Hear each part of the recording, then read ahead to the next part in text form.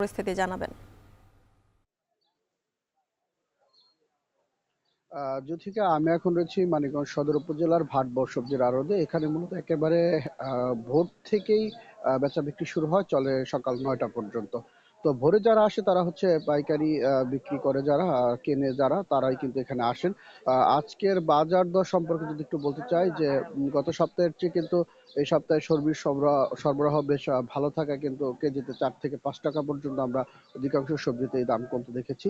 আজকে ফুলকপি বিক্রি হচ্ছে 18 থেকে 20 টাকা, সিম 18 থেকে 20 টাকা কেজি, আর আলু বিক্রি হচ্ছে 14 টাকা, বেগুন 10 টাকা, টমেটো 25 টাকা, গাজর 20 থেকে 22 টাকা, আর কাঁচামরিচ বিক্রি হচ্ছে 100 টাকা কেজি। আর দেশি লাউ, এটার দাম একটু বাড়তি, এটা মান এবং আকার ভেদে কিন্তু 80 থেকে 90 টাকায় বিক্রি হতে দেখেছি। আর করলা বিক্রি হচ্ছে 90 টাকা কেজি।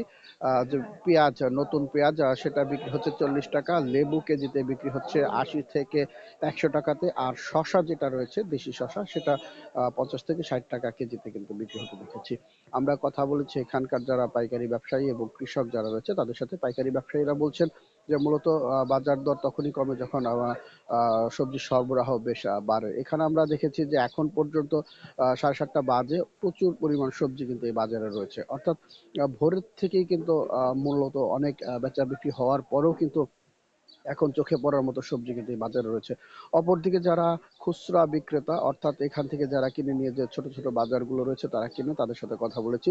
তারাও বেশ স্বস্তি প্রকাশ করেছে, কারণ সবজির দাম তারা যত কমে কিনতে পারে তাদের লাভের অংশটা বেশ ভালো হয়। কারণ এতে করে কিন্তু বেচা বিক্রিও তাদের বেশি হয়। যেখানে তারা 1 কেজি বিক্রি করে, দেখা যায় যে সবজির দাম কমার কারণে কিন্তু তারা দেখা যাচ্ছে 1.5 কেজি 2 কেজি পর্যন্ত তাদের কাছে বিক্রি করছে। এতে করে তাদের লাভের অঙ্কটাও বেশ ভালো হয় এবং অল্প টাকায় তারা বেশ সবজি কিনতে পারে। এখানে যারা রয়েছে তারা জানিয়েছে যে সপ্তাহ আর কিছু পর কিন্তু আরো সবজির দাম কমবে বলে তারা আমাদেরকে জানিয়েছেন। তো জ্যোতিকা, এই ছিল আমার কাছে সবজি বাজার থেকে সবশেষ সংবাদ।